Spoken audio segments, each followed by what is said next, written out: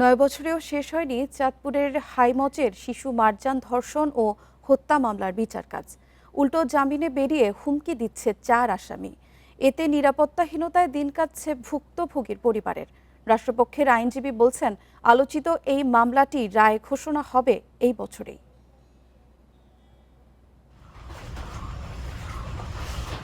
ছবি আর স্কুল ড্রেসের মাঝেই প্রিয় সন্তানের স্মৃতি খুঁজে বেড়াচ্ছেন বাবা মা।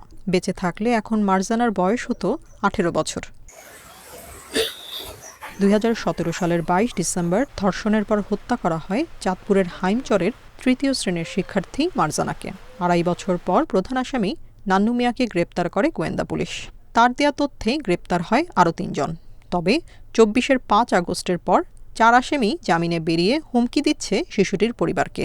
2 বছর ধরে জামিনে আইসা আমাকে বিভিন্নভাবে ভয়ভীতি দেখাচ্ছে মামলা তোলার জন্য। আমার জিয়ার বিচার না হলে মামলা উঠানে লেগে আমার স্বামীর, আমার ভাইগো, আমার দেওরগো সবার নিয়ে মারধর করছে। নৃশংস হত্যার ঘটনায় আদালতে সাক্ষ্য দেন প্রতিবেশী সহ 14 জন। মারজানা হত্যা ও ধর্ষণের সুষ্ঠু বিচারের দাবি এলাকাবাসীর। নানু মিয়াকে আটক করার পরে উনি জিজ্ঞাসাবাদ দিয়েছে হত্যার জন্য হে আসছিল মোট 3, এর লগে আরো 3 জন আসলো। যাতে এটা অনেকদিন যাবত চলতেছে, এটা একটা সুষ্ঠু বিচার আমরাও চাই, এটা হওয়া উচিত। ভুক্তভোগী পরিবারকে হুমকির বিষয়ে অভিযোগ পেলে ব্যবস্থা নেওয়ার আশ্বাস পুলিশের। যদি আমাদের কাছে সুনির্দিষ্ট অভিযোগ করে তার পরিপ্রেক্ষিতে আমরা কোর্টে প্রতিবেদন দেব এবং আশা করি তাদের জামিন নামঞ্জুর হবে এবং এই হুমকি ধমকির বিষয়েও আইনানুগ ব্যবস্থা গ্রহণ করা সম্ভব হবে।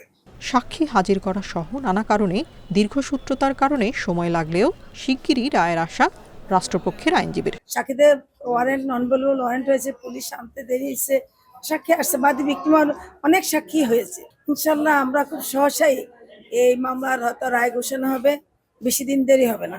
নান্নু মিয়া সহ 4 আসামি সেলিম ব্যাপারী, সিদ্দিক ব্যাপারী ও জালাল হাওলাদারের জামিন বাতিল করে দ্রুত গ্রেপ্তার ও সর্বোচ্চ শাস্তির দাবি স্বজনদের।